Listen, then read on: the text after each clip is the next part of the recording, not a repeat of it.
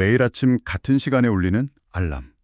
그리고 정해진 동선에 따른 출근. 네, 익숙하게 처리하는 업무들도 있죠. 그렇죠. 그리고 매달 약속된 날짜에 통장에 딱 꽂히는 월급까지.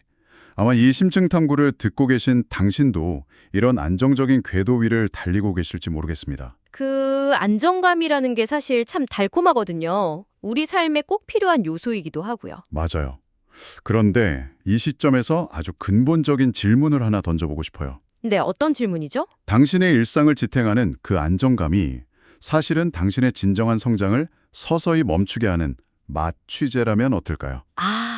혹은 더 큰 차원의 자유로 나아가는 것을 가로막는 눈에 보이지 않는 아주 안락한 감옥이라면 말입니다. 와, 일상의 관성을 정면으로 건드리는 화두네요.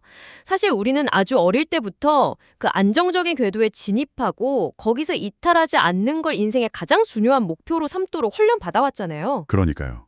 그래서 오늘 우리가 파헤쳐볼 자료가 더욱 의미심장합니다. 오늘 다룰 문건은 누군가의 치열한 현장 경험, 그리고 비즈니스 철학이 아주 날 것 그대로 담긴 원고입니다. 바로 인생의 지름길을 설계하는 법의 핵심 내용들이죠. 제목부터가 아주 도달적입니다. 네. 오늘 우리의 미션은 명확해요. 단순히 돈을 이렇게 하면 많이 번다. 이런 가벼운 전술을 논하려는 게 절대 아닙니다. 남들이 다 앞만 보고 걸어가는 꽉 막힌 성공의 언덕길.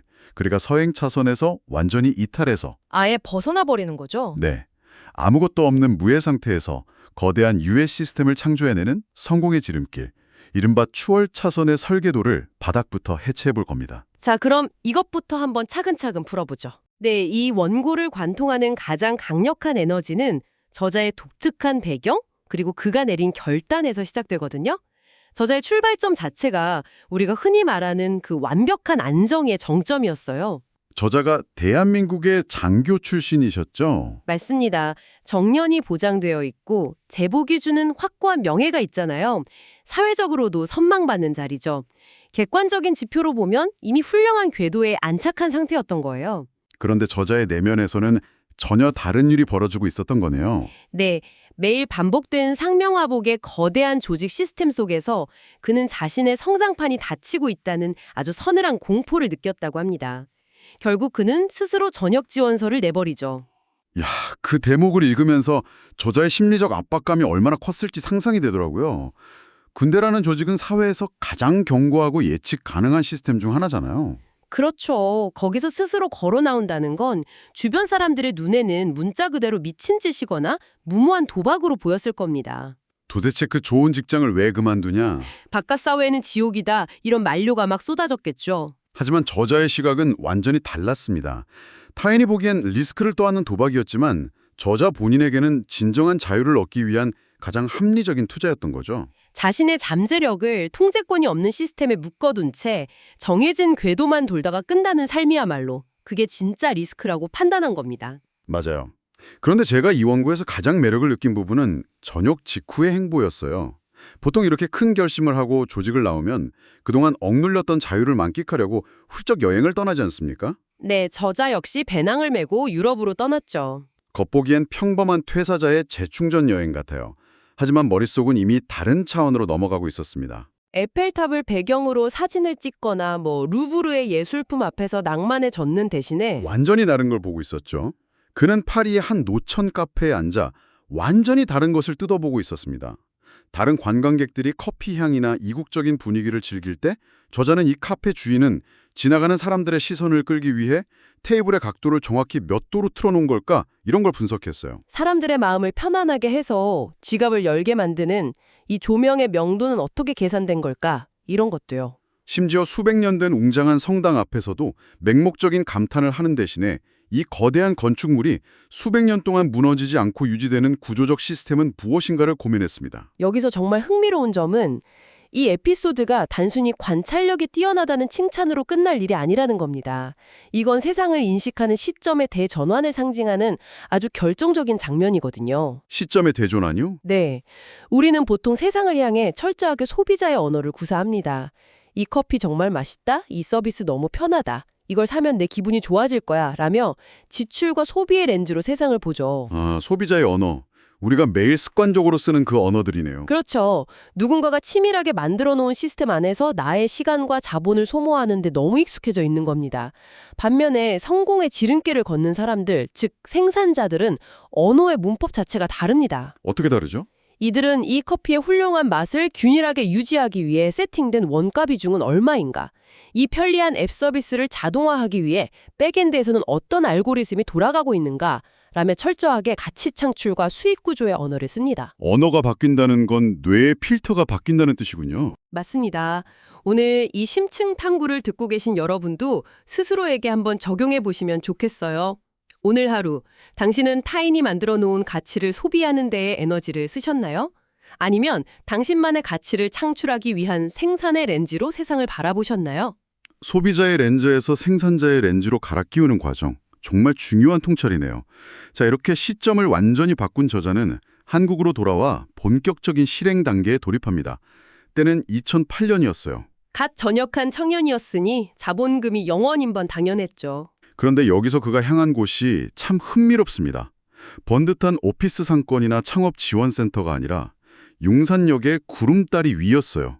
저자는 베일같이 그 다리 위에 올라가서 아래를 내려다봤습니다. 그곳에 도심 한복판인데도 잡초가 무성하게 자라서 방치된 수천 평의 철도 유휴지가 있었거든요. 보통 사람들의 눈에는 그냥 지저분한 폐허였겠지만 생산자의 렌즈를 장착한 그의 눈에는 무한한 잠재력을 가진 기회의 땅으로 보인 겁니다. 자본금이 전혀 없는 상태에서 그 거대한 땅의 활용 가치를 고민했다는 게 핵심입니다. 사람들은 보통 내 수중에 돈이 없으니까 아무것도 할 수 없다고 단정 지어버리잖아요. 여기서 진짜 재미있어지는 부분은 바로 이겁니다. 원고에 담긴 저자의 철학에 따르면 무자본 창업이라는 건 돈이 없으니 열정과 패기로 부딪힌다는 식의 낭만적인 구걸이 아닙니다. 절대 아니죠. 진짜 무자본 창업은 내게 자본이 없는 대신 자본을 가진 상대방의 가장 가려운 것을 긁어줄 수 있는 정교한 설계도를 무기 삼아 판을 흔드는 것을 의미하죠. 네. 그래서 저자는 그 버려진 땅의 소유주인 코레일 담당자를 찾아갑니다. 그런데 이때 화려한 디자인의 PPT 슬라이드를 들고 간 게 아니었어요. 수십 번 현장을 발로 뛰며 조사한 흔적, 그리고 냉혹한 현실의 숫자들이 빽빽하게 채워진 데이터 기획안이라는 묵직한 서류 뭉치를 내밀었습니다. 공공기관이나 거대 기업을 상대로 제안을 할 때 화려한 미사여구보다 그 압도적인 데이터가 얼마나 치명적인 무기가 되는지 정확히 알고 있었던 거죠. 저는 특히 저자가 수집한 데이터의 디테일과 타이밍에 정말 감탄했습니다. 아, 그 지게차 관련 데이터 말씀이시죠? 저도 그 대목에서 진짜 소름이 돋았어요. 당시 산업안전보건법이 개정되면서 지게차 등 중장비 운전자의 자격 취득이 의무화되는 큰 이슈가 있었잖아요. 맞습니다. 대부분의 사람들은 그걸 그저 저녁 9시 뉴스의 한 꼭지, 나와는 상관없는 제도의 변화 정도로 흘려들었을 겁니다. 하지만 저자는 그 뉴스의 이면을 파고들었어요. 곧바로 통계청과 관련 기관의 데이터를 뒤집니다. 그래서 연간 지게차 운전기능사 자격증 응시자가 무려 18만 명이 육박한다는 사실을 찾아내죠. 게다가 전국에 등록된 지게차가 17만 4천 대에 달했어요. 이건 단순한 트렌드가 아니라 대한민국의 산업 인프라 전체가 움직이는 거대한 지각 변동이었습니다. 18만 명이라는 사람들이 반드시 어떤 공간에 모여서 실기 교육과 인증을 받아야만 하는 법적 강제성이 생겼다는 뜻이니까요. 아, 이제야 조각이 맞춰지네요. 그 18만 명의 사람들이 실기 교육을 받으려면 거대한 공터와 실제 중장비들이 필요한데 저자가 용산역 구름다리에서 내려다본 그 수천 평에 방치된 부지가 바로 그 교육장으로서 완벽한 입지 조건을 갖추고 있었던 거군요. 네, 완전히 딱 맞아떨어지는 거죠. 이걸 더 큰 그림과 연결해보면 저자의 비즈니스 모델이 얼마나 깊이가 있는지 알 수 있습니다. 사실 눈치 빠른 다른 사업가들도 그 뉴스를 보고 아, 빨리 자격증 학원을 차려야겠다고 생각했을 거예요. 하지만 자격증 학원은 한번 합격시키고 나면 끝나는 일회성 수익 모델이잖아요. 바로 그겁니다. 저자는 여기서 한 발 더 나아가 본질적인 질문을 던집니다. 자격증을 딴 저 18만 명은 1년 뒤, 3년 뒤에 무엇을 해야 하는가? 법령을 꼼꼼히 뜯어본 결과 그들은 3년에 한 번씩 의무적으로 보수교육을 받아야만 했습니다. 와, 그러니까 남들이 한 번 팔고 마는 단발성 학원을 기획할 때 저자는 법적으로 이탈할 수 없는 18만 명의 트래픽을 가둬두는 거대한 구독형 시스템을 이미 머릿속에 완성했던 거네요. 성공이라는 게 단순히 운이 좋아서 터지는 게 아니라는 걸 보여주는 완벽한 사례입니다. 이렇게 거시적인 통계와 법령의 변화를 읽고 길목을 선점하는 철저한 기획의 결과물인 거죠. 자, 이렇게 치밀한 데이터와 설계도가 준비되었습니다. 그런데 머릿속의 기획을 현실로 끄집어내는 과정은 완전히 다른 차원의 문제잖아요. 이 원고에는 저자의 압도적인 실행력을 대변하는 아주 독특한 철학적 비유가 등장합니다. 네, 바로 가접 후 본접이라는 개념이죠. 가접 후 본접, 용접이나 건축 현장에서 주로 쓰는 아주 실용적인 은유더라고요. 맞아요. 스와 스를 붙일 때 처음부터 빈틈없이 꽉 용접해버리는 게 아니라 형태를 잡기 위해 일단 점을 찍듯 살짝만 붙여두는 것을 가접이라고 합니다. 그렇게 전체적인 뼈대와 균형을 살펴본 뒤에야 완벽하게 용접을 마무리하는 본접에 들어가죠. 저는 이 비유가 비즈니스와 삶의 태도를 설명하는데 이보다 더 적절할 수 없다고 생각했습니다. 우리 주변을 한번 둘러보면 지능이 높고 분석력이 뛰어난 똑똑한 사람들은 정말 많거든요. 똑으로 완벽하게 증명해냅니다. 하지만 정작 자신은 100%의 확신과 완벽한 조건이 갖춰질 때까지 평생 준비만 하다가 끝나는 경우가 허다하죠. 100%의 확신을 기다린다는 건 사실상 아무것도 하지 않겠다는 뜻과 같으니까요. 완벽주의라는 이름으로 포장된 실행의 마비 상태인 겁니다. 반면에 저자는 완벽한 예산이나 모든 인프라가 갖춰지지 않았어도 70%의 가능성만 보이고 핵심 기획안이 섰다면 일단 현장에 뛰어듭니다. 살짝 고정해두는 가접을 먼저 실행하는 거죠. 그리고 부딪히면서 발생하는 예상치 못한 변수와 문제들을 현장에서 즉각적으로 수정하며 비즈니스의 완성도를 높여가는 본접을 수행합니다. 심지어 저자는 회사의 대표가 된 이후에도 시스템의 가장 밑바닥 언어를 이해하기 위해 직접 컴퓨터 수리와 용접 기술까지 배웠다고 해요. 자신이 현장의 실무와 뼈대를 통제하지 못하면 위에서 지시만 내리는 사상누각이 될 수 있음을 정확히 알았던 겁니다. 리스크를 두려워해서 피하는 게 아니라 일단 실행하고 현장에서 수정하며 리스크를 통제하는 방식을 택한 거군요. 그렇다면 여기서 필연적으로 아주 중요한 관문에 봉착하게 됩니다. 아까 우리가 이야기했던 용산역의 그 상천평 부지와 관련된 협상 말입니다. 그 대목 듣고 계신 당신도 아마 이 부분이 가장 궁금하셨을 겁니다. 도대체 갓 전역한 영혼의 청년이 어떻게 그 거대한 공공기관을 상대로 땅을 얻어냈을까요? 당시 그 부지의 연간 임대료만 5억 원에 달했다고 하죠. 네, 매년 5억 원이요. 게다가 그 부지 안에는 코레일이 소유한 거대한 천정 크레인 4대가 방치되어 있었어요. 돈 한 푼 없이 이 판을 어떻게 뒤집었을까요?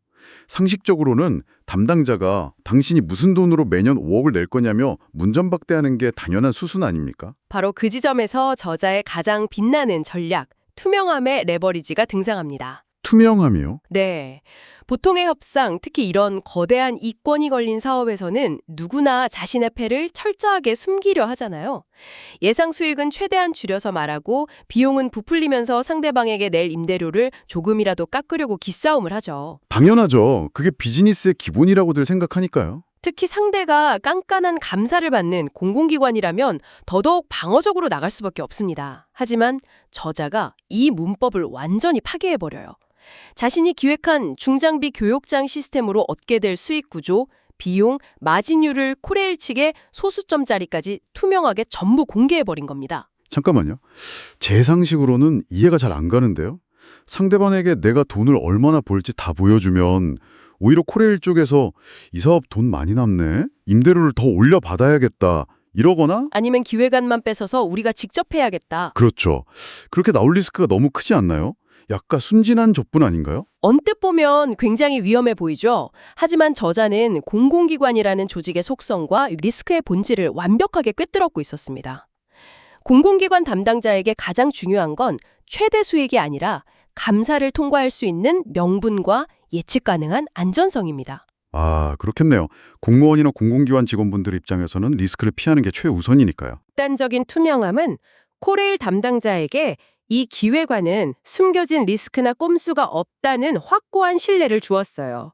모든 패를 투명하게 까버림으로써 불필요한 의심과 협상의 지연 비용을 제로로 만들어버린 거죠. 투명함 자체가 일종의 방어막이자 가장 강력한 설득의 도구로 작용한 거네요. 게다가 수익 창출의 메커니즘이 기가 막힙니다. 제가 어디서 5억 원을 구해오겠습니다가 아니었죠. 코레일 담당자에게 이렇게 제안한 겁니다. 당신들이 쓰지 않고 방치해둔 이 3,000평의 땅과 녹슬어가는 크레인 4대를 저에게 빌려주십시오. 와, 제가 이 유효 자산과 정부의 새로운 지게차 의무교육 법령을 결합해서 18만 명의 수요를 흡수하는 거대한 교육센터를 만들겠습니다. 당신들의 죽은 자산을 이용해 제가 막대한 수익을 창출하고 그 수익으로 매년 5억 원의 임대료를 확실하게 지불하겠습니다. 완벽하네요. 자신이 가진 현금은 영원이지만 정부의 법령 변화라는 시대적 트렌드, 18만 명이라는 압도적 데이터, 그리고 코레일에 방치된 자산을 하나로 엮어내는 기획력만으로 매년 5억 원의 임대료를 감당하는 거대한 캐시카우를 만들어낸 거군요. 네, 우리가 흔히 레버리지라고 하면 은행에서 빚을 내는 것만 생각하잖아요. 네, 영끌 대출 같은 거요. 그런데 상대방에 잠들어 있는 거대 자산의 가치를 불어넣어 내 사업 엔진으로 활용하고 투명함으로 상대의 신뢰까지 빌려 쓰는 것. 이것이야말로 무자본 창업의 정수이자 진짜 레버리지의 교과서죠. 이보다도 완벽한 요약이 있을까요? 단순히 남의 돈을 쓰는 게 레버리지가 아니라 가치가 멈춰있는 곳에 시스템을 부여하고 그 시스템이 스스로 돌아가며 자본을 증식하게 만드는 기획. 그것이 바로 추월차선을 달리는 설계자의 진짜 무기네요. 맞습니다. 그래서 이 모든 게 대체 우리에게 어떤 의미일까요? 오늘 우리는 참 밀도 높은 이야기들을 해부해 보았습니다. 익숙한 안정감이라는 마취제에서 깨어나 기꺼이 황야로 나선 결단력. 남이 차려놓은 카페의 커피 맛을 소비하는 데 그치지 않고 조명과 테이블의 각도를 계산하는 생산자의 시야. 막연한 열정이 아니라 18만 명이라는 압도적인 데이터를 기반으로 구독형 수익 모델을 선점한 기획력도 있었죠. 그리고 100%를 기다리지 않고 70%의 확신으로 현장에 부딪히며 수정해 나가는 가저프 본접의 철학. 극한의 투명함으로 상대방의 의심을 지우고 거대한 자산을 나의 레버리지로 만들어버린 협상의 기술까지. 결국 이 원고가 우리에게 던지는 메시지는 명확합니다. 주어진 궤도에 순응하며 소비자로 남을 것인가? 아니면 내 삶의 시스템을 직접 기획하고 통제하는 생산자가 될 것인가? 둘 중 하나의 선택만이 존재할 뿐이죠. 자, 이제 오늘 우리가 함께한 심층 탐구를 마무리하며 이 이야기를 듣고 계신 당신에게 마지막으로 아주 묵직한 화두로 하나 남기고 싶습니다. 오늘 우리는 유럽의 노천 카페 조명과 성당의 구조를 분석하던 저자의 생산자적 렌즈에 대해 깊이 이야기했잖아요. 네, 정말 중요한 포인트였죠. 그렇다면 이제 그 렌즈의 방향을 당신의 삶으로 한번 돌려보시죠. 지금 당신이 매일 출근하고 묵묵히 업무를 수행하며 안도감을 느끼는 그 튼튼하고 안정적인 직장 시스템 말입니다. 혹시 그 시스템조차도 당신을 평생 안정감을 소비하는 순종적이고 성실한 소비자로 머물게 하기 위해 누군가가 아주 치밀하게 계산하고 설계해 놓은 거대한 노천 카페는 아닐까요? 당장 내일 아침 알람이 울려 눈을 떴을 때 당신의 오늘 하루를 통제하고 설계하고 있는 진짜 주인이 과연 당신 자신인지 아니면 당신이 기대어 안도하고 있는 그 거대한 시스템인지 스스로에게 질문해 보시기 바랍니다. 묵직한 질문이네요. 네. 오늘 파헤쳐본 이 치열한 기록들이 견고해 보이는 당신의 일상에 작은 균열을 내고 새로운 지름길을 기획하는 강력한 무기가 되기를 바랍니다. 지금까지 이 긴 여정에 함께해 주셔서 감사합니다. 다음에도 여러분의 통찰력을 확장시킬 흥미로운 자료로 찾아오겠습니다.